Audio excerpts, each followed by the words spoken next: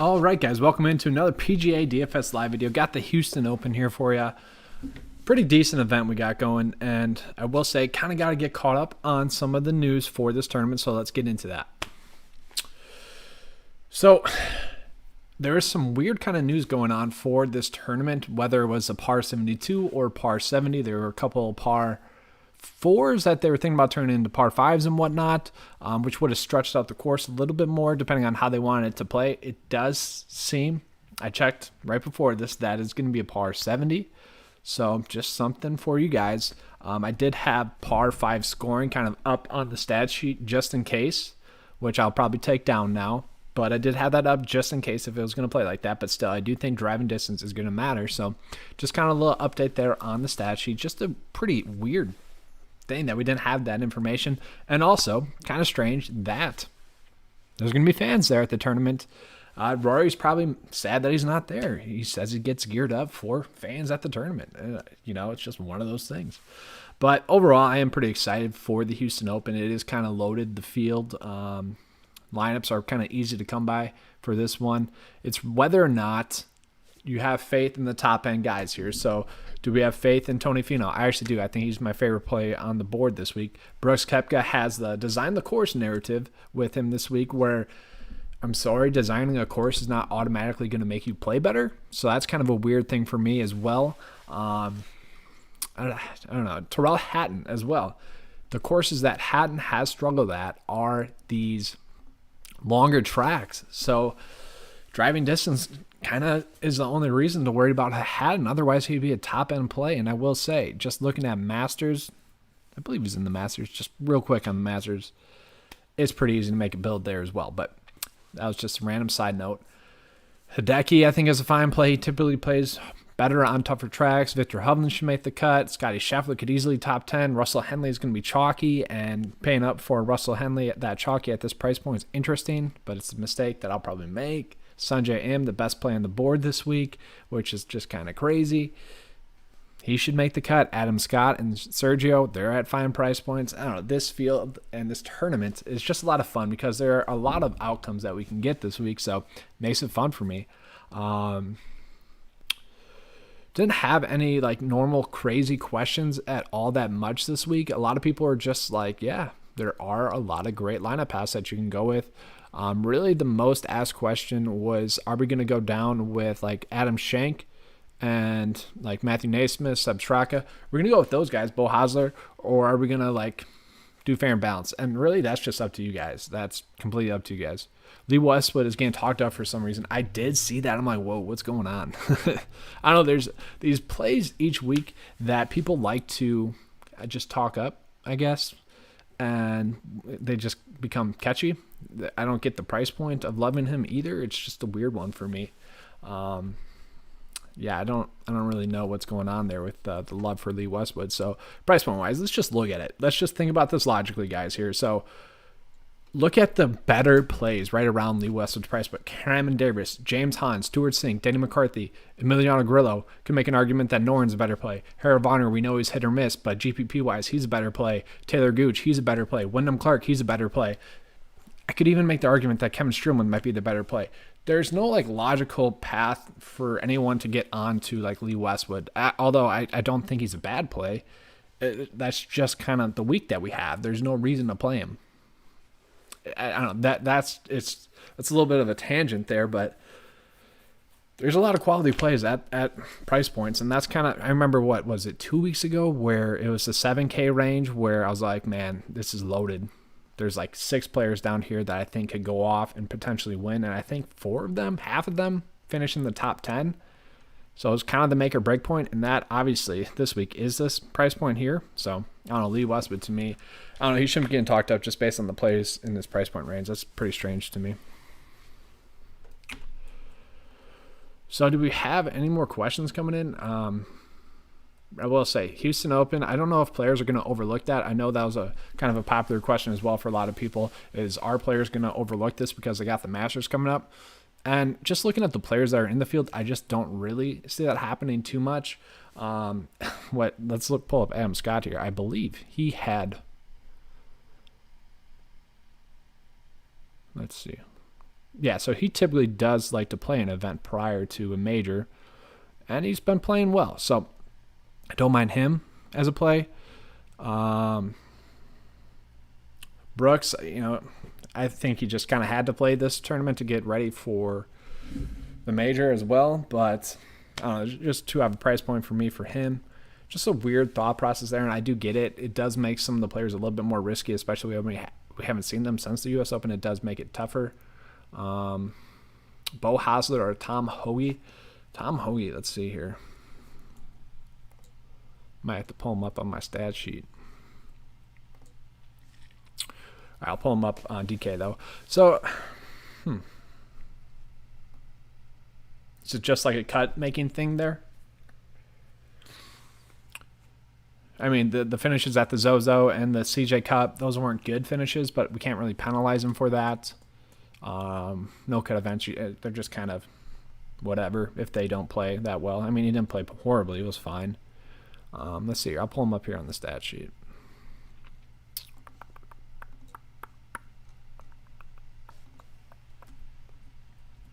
By the way, I'm going to put up the NFL DFS video here after this, about an hour after this video. So definitely make sure to check that out. Been killing it over there, guys. It's been great. So John Hutt is ranked that highly because he's only played like one event, I think, this year. So the data is skewed from that one good event that he had. That's kind of the problem with early season DFS. So Tom Hoagy, we're just pulling up his stats here. Ranks right around someone that should make the cut. Total driving ball striking been horrible. Strokes gain total been solid. Brady to bogey ratio, that's good. Strokes gain tee to green, that's not that good. Strokes gain approach, that's not that good. Driving distance, that's not that good. I don't know.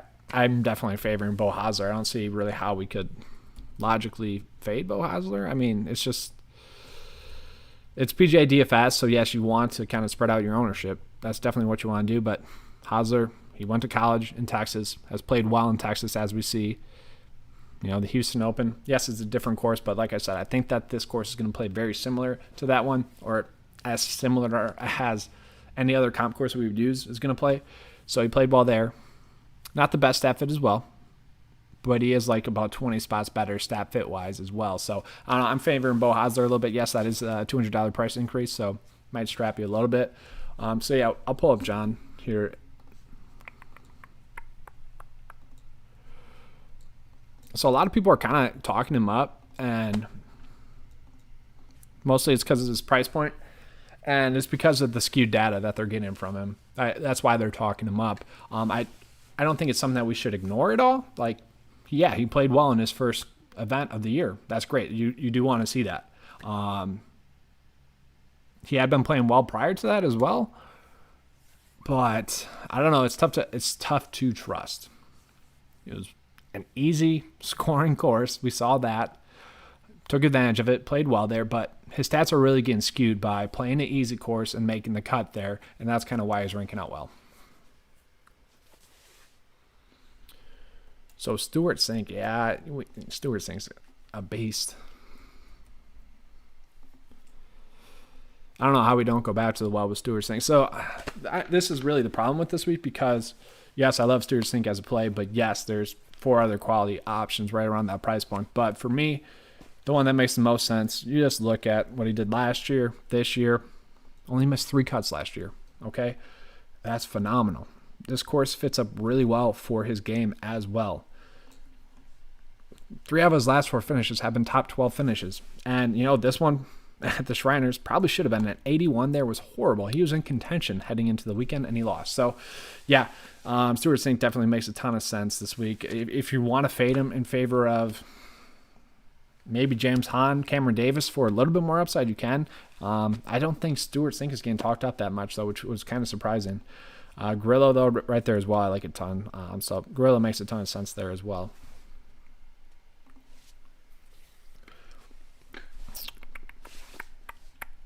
All right, so let's see. We'll get into the golf side of it right now.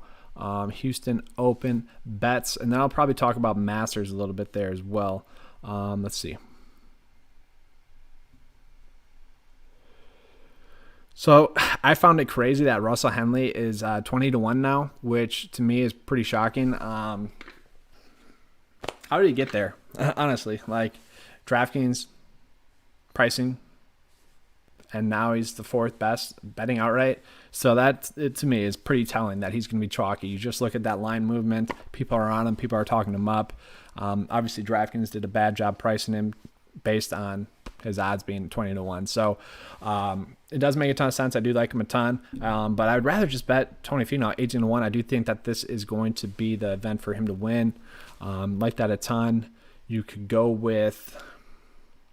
For me, I just don't want to bet anyone really in this range. I'm going to go down to like Doc Redman. We saw his upside already. He's been trending in the right direction. 50-1 is not bad for him. Emiliano Grillo, there's no sense of betting him outright, I don't think. But this year, if it's told us anything, it's that someone like Grillo could go out and win. Where, yeah, he's fine play. Of course, does fit him, but 60-1, I don't want to play that. If you want to bet him top 40, you could probably put a pretty decent amount on that. And I think he's not locked into that, but he should make the cut, and I don't mind that. But 70-1 for Stewart Cink, once again, that's phenomenal for pretty much a top 5 play on the board this week. I mean, that's insane that we're getting that there. He's a guy that's coming off of T4 last week. Yes, he just won, so that does kind of, I guess, deterred a little bit because, yeah, we already saw him win. We just don't expect that to happen again. But still, 70-1 for a guy checking all the boxes and a great staff fit. That's just shocking. And then Denny McCarthy at 75-1 as well. Whew. Another guy who just went off and had a good week. It's just surprising this week. James Hahn.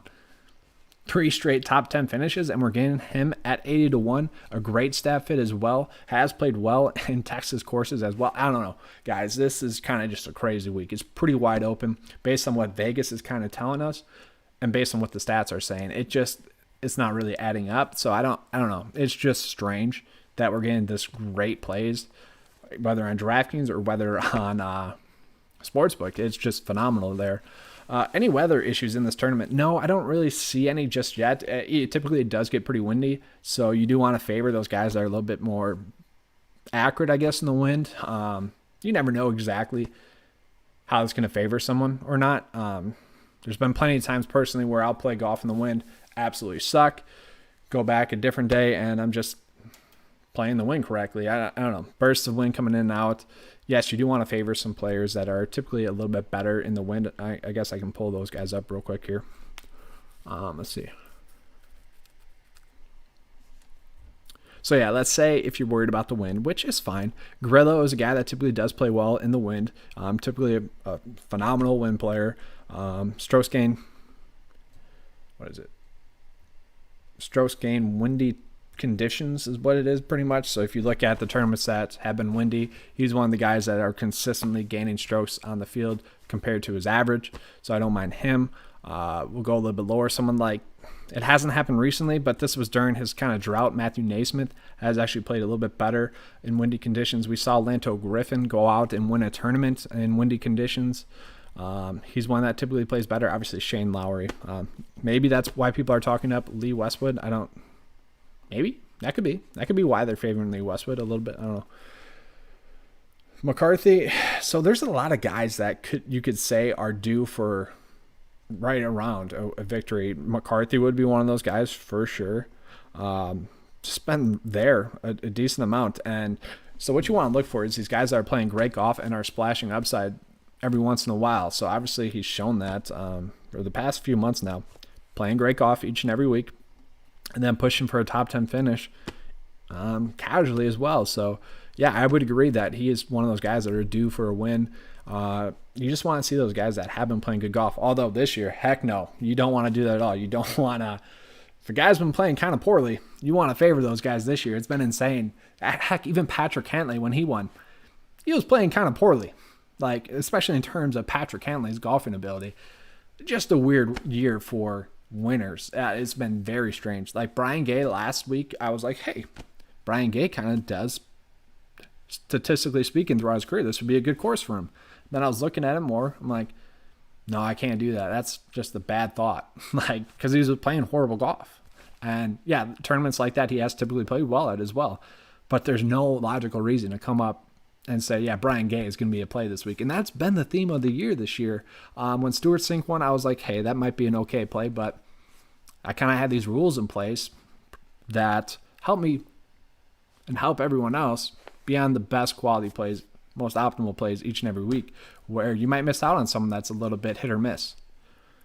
And that's what we've seen this year, which is insane. Swafford, Singh, Gay, it's been crazy. Hey, Brian, so that is honestly the question of the week. So I have made a note of this kind of the last 2 years that stars and scrubs is something you do want to favor a little bit more during the fall. You just see a little bit more variance, and the separation in the talent isn't as great at that point of the season because we just don't have enough pretty much data, or everyone else like DraftKings doesn't have enough data to go off of to kind of make the proper pricing. So that's one why we get a ton of value, but that's another reason why it does go studs and duds a ton more. But you can make a quality build at any price point. So it's really up to you guys. I mean, there's builds that I made DJ and Tony Finau with, and I'm like, hey, this one has a great shot. I love it. Done fair and balanced, just pretty much in the AK range. Felt great about it. But then we have great plays down here. I mean, I haven't even talked up 9 to 5's boy 2 years ago. I shouldn't say 9 to 5's boy. We played him a ton 2 years ago. He was a great play 2 years ago. Every year or every week is pretty much just underpriced. He was kind of, I don't know. You saw a lot of players last year kind of beat Scott Piercy for us, whether it was Webb, Harris English, Terrell Hatton. 2 years ago, Scott Piercy and like Matt Kuchar were kind of the go-to plays because they were always underpriced. And this year, he's been playing quality golf, 2 straight top 20 finishes, really cheap price point for a guy that typically does play well at a course like this. I'm not even really playing him at all this week, which is crazy. That's the crazy week that we have, guys. So, Harry Higgs, I'm kind of glad he was out because he was another one in that price point range where I wanted to play, but I couldn't. I want to play guys who have to make the travel back to the States. Yeah, I get that. I don't know, that's a weird one. Are you worried about like the virus or what?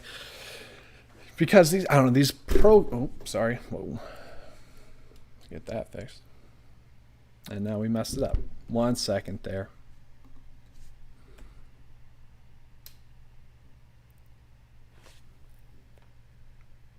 Okay, there we go. So yeah, I don't know if I would worry about the weather issue too much. These guys are pro golfers. They're used to the travel. I don't know. I kind of get why you're saying that, but I would use that as like a 50-50 decision maker if you're kind of stuck between two players, Jonathan. I mean, it's not a bad thing to notice, but it's not something you should be overly concerned about. So yeah, Jonathan's saying Houston has great weather this weekend, which is could be lower scoring then. It's going to be an interesting one. Typically, last year the wind really affected this one, so that'll be fun. I don't know. I'm really excited for this tournament, more so than probably next week, honestly. Like, this field is just as loaded as next week, although next week, I'll touch on this in a few minutes here. Whew. So easy to make a good build. I forgot what it felt like to have a good quality, like, major player pool where you can make any build work, and that's what we have next week for the Masters, so that's going to be fun. And, I'll work on pulling up the Masters here, see if they have that up on DK Sportsbook. Let's see. Yeah, they do. I don't know, would you guys rather me do PGA DFS side of it for the Masters, or should I do the outrights for the Masters? Just real quick at the end of this video. I'm just kind of curious as to what you guys think.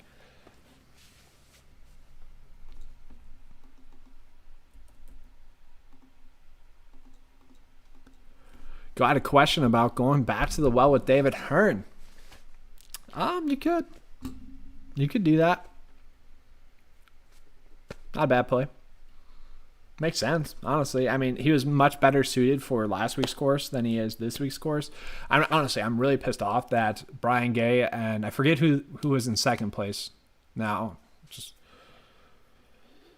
I can't think. Yeah, I don't know. I forget who got second place last week, but it was insane. I'll pull up David Hearn here.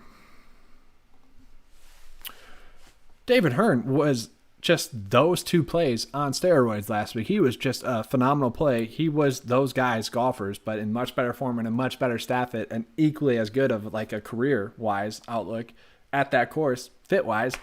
and he top 10, but it was just like hair pulling that the much better quality play, the much more logical play, only got a T8 last week, one that I really liked, and the other two, Brian Gay, I can't think of the other one right now, got second and first. Very annoying. Matthew Naismith, yeah, I do like him a ton this week as well, but once again, going back to the theme this week, I like to go with the most optimal approach lineup path-wise, and we just can't do that. I've made a ton of great GPP lineups this week where, some might be a little bit hit or miss, and yes, there's going to be variance and whatnot, but I feel strongly that I'm going to get a few 6 out of 6 lineups, and Matthew Naismith is in some of those, but he's not in all of them. And yes, he's a great stat fit, has been playing great golf. We saw him be kind of our go-to value play before these miscuts here, and then kind of struggled for a little bit. And it seems like since the new season, he's mentally put it together. Missed a cut at the Safeway Open, then Corrales made the cut. Sanderson Farms played well, and then a T8 at the Shriners. So it does seem like he is back to his kind of normal self. The stats are starting to get back there as well. So, yeah, I don't mind Naismith, but Christopher Ventura, still a great stat fit. Yes, he choked kind of the last 2 weeks here. Still a great stat fit. Still could go out in top 10 and wouldn't shock us at all. Martin Laird, don't mind him. I'm not playing him this week. I don't have him in the player pool coming off that victory. It does worry me. Still not a bad play. We already touched on Scott Piercy, Adam Schenk, Luke List, someone I didn't even touch on. He's there. Seb Straka, Bo Hosler. I mean, guys, it is loaded at these certain price points where it's tough to – they did a great job pricing where they're just good plays, and you can't really differentiate between them. There's no, specific data points to go off of. And it was 2 weeks ago where it was Ryan Palmer, Brian Harmon, I don't know, a bunch of other guys where I'm like, there's no reason to not, play these guys. But you can't play all of them. And I got lucky that Brian Palmer was the one I went with the most because he ended up finishing the best out of him. But that was pure luck, really, honestly. I mean, I was looking at data and whatnot, using my 50-50 decision makers for that. But honestly, it was mostly just lucky that he was the one that finished best out of them, which ended up helping it be a decent week. That's kind of what we had this week with the two pricing. It's the low 7K range and the low 8K range, just loaded at both price points. And nailing those two are going to be the make or break point. It really is. And wish I could say, hey, this guy over that guy, but we just don't have that this week, where next week at the Masters we do. Yeah, Brooks Koepka had some input on the golf course. That doesn't really matter to me at all. I was saying earlier, he hasn't really been playing quality golf. And if you're not playing quality golf, you're not hitting the golf ball the way you'd like to, it doesn't really matter if you set up the course. I mean, it is cool to look at. It is an interesting tidbit, but you see all these golfers at their home tracks struggle. We saw that with Jason Day a ton up until this year, where he actually played well at his home course. We just see that a ton where players, whether they're in their home course or home region, struggle. And I'm not saying that's Brooks Koepka. Obviously, a little bit of input from him is good. Just, I don't know, just more of a narrative thing than a data point you should use. Is Lanto a trap play? At his price point, yes. Definitely for Lanto at his price point. Yeah, no reason to be on him. I do like Lanto, though. I wish he was cheaper. So we got Neesmith there. We got a question on List or Neesmith. So List, I can't. This is where it gets tough. So my rules of 3 are 3 straight made cuts in a row. Course history, I want to see at least 3 straight made cuts in a row there as well. And I typically like to see a top 30 finish between those two. Then I also want them to be a top 30 stat fit. So with Luke List, he's kind of checking 2 of those boxes. His event history, been great. I think it was 4 straight top 30 finishes. Great. Recent form, but just not garbage, but not great. Okay, still shot under par. That was fine. Bermuda Championship, he didn't really play well at. Kind of worrisome there. But he had been playing good golf before that, Decent stat fit as well. That's just the problem we had this week. He makes for a great GPP play if you want to throw him in 5% of your lineups. That's fine. I won't go crazy with it, though. First event with fans. Yeah, going to be interesting there for sure. Going to see some players actually giving some fist pumps or some waves to actual fans instead of like the random weird stuff that they've been doing. The little tip of the cap too. Phil's there. He's actually going to tip his cap to fans. Be fun to see that. But let's see here, guys. So I'll talk about kind of just betting the Masters real quick, and then be wrapping it up here. So if you have any more questions, get those in. If not, going to be closing up here kind of shortly. So let's get those questions in. All right. So the Masters betting side.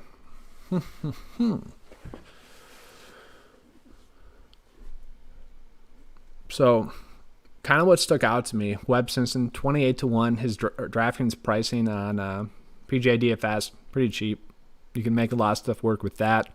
That was kind of my starting point. I think that Fitzpatrick is pretty interesting too at 60-1. I thought that was going to be a little bit lower though. Let's go lower because there's some decent long shots. So Cam Smith, don't mind him, 100-1. That's fine. Sebastian Munoz, Mr. Fall Golf. If this was played at the normal time, I wouldn't like Sebastian Munoz at all, but it's not. So Munoz is a decent play as well.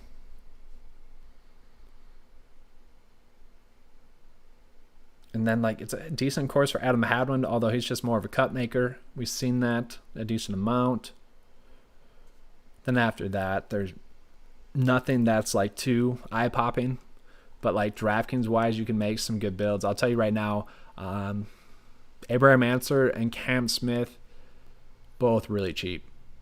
Just early look at Masters, both very cheap. So don't want to look ahead too much. I like to stay focused on that tournament.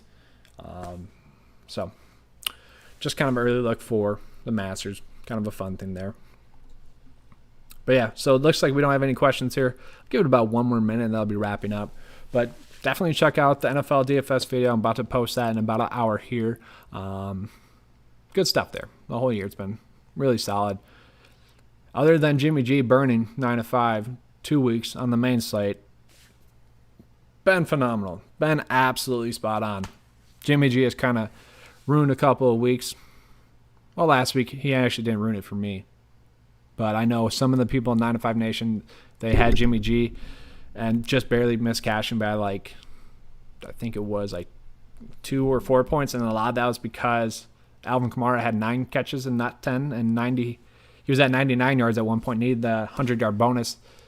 Had a play go for minus 4 yards and didn't get the 100-yard bonus, so they would have got that as well. Theo Davis wants best cheap play. How cheap? Give me a price point. I'll answer that, and then I'll get out of here.